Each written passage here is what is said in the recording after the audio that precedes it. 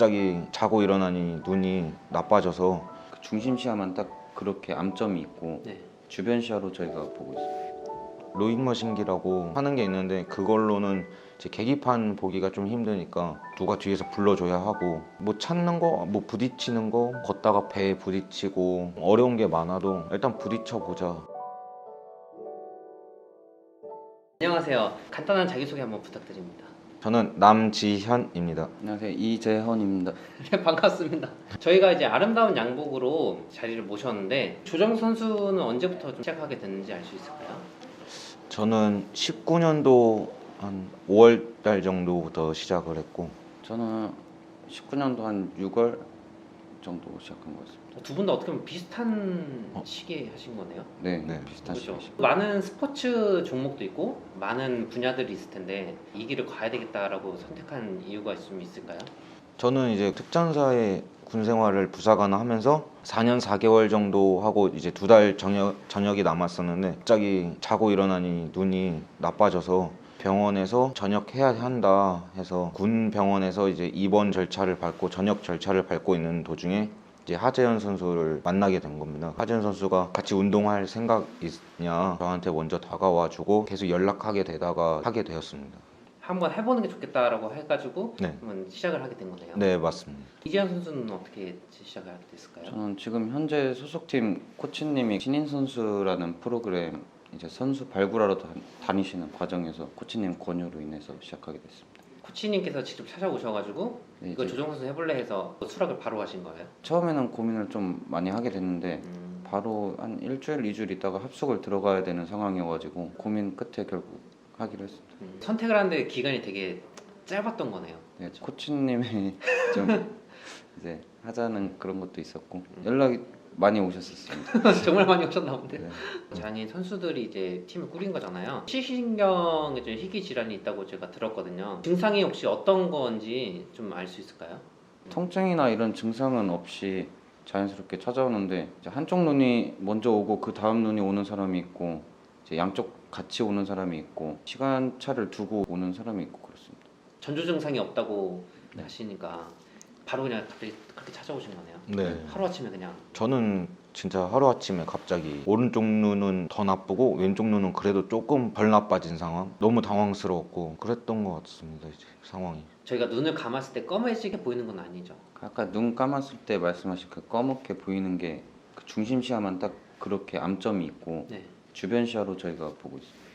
예, 주변 시야도 이제 보여가지고 뿌에서 전눈질해서 그거를 찾아야 되고 보고 있으면 그게 좀 사라진다고 해야 하나? 눈은 건강한데 눈에서 이 뇌까지 이어지는 시신경에 막혀가지고 그렇게 보이는 거라고 합니다. 처음에 확정적으로 희귀병에 대한 내용을 전달받았을 때 인지를 하고 받아들여야 되잖아요. 그 부분에 대해서 되게 힘드셨겠어요. 갑자기 그렇게 되니까요. 그렇죠.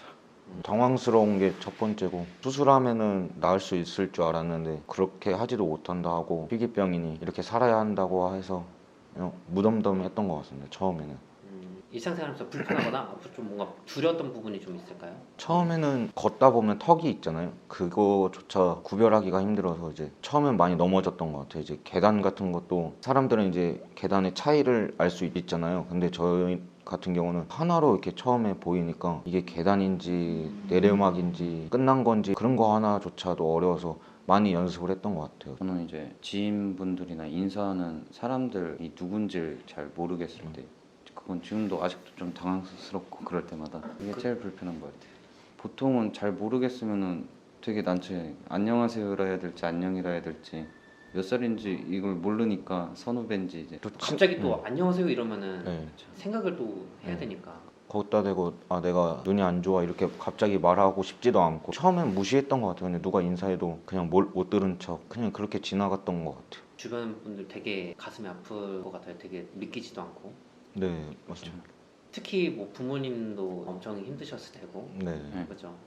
처음에는 안 믿었죠. 이 친구들, 지인들은 건강했던 친구가 하루아침에 갑자기 그렇게 말을 하니 거짓말 치지 마라, 뭐 장난치지 마 이렇게 하는데 그게 저희는 아니니까. 근데 저희 같이 이제 지내다 보면은 얘네가 진짜구나 하고 더 도와주려 하고, 친구들이 병원 갈 때도 항상 친구들이 한 명씩 이제 휴가를 쓰던 이렇게 해서 병원도 같이 가지고, 부모님이 일하시니까 그래서 많이 도와줬던 것 같아요. 저 희귀 질환이 혹시 언제쯤 언제 일어나는 2018년도 5월 30일이 저녁일이었는데 2018년도 3월 달부터 갑자기 그랬던 것 같습니다. 대학병원 가라 해서 대학병원 가니 증상이 나오지도 않고 저는 안 보인다 하니 대학병원을 계속 돌다 희귀병 검사를 해서 알게 됐고. 저는 18년도 한 5월쯤에 증상이 왔다가 한쪽 눈 텀이 있었어가지고 19년도 2월에 장애 판정 받았습니다.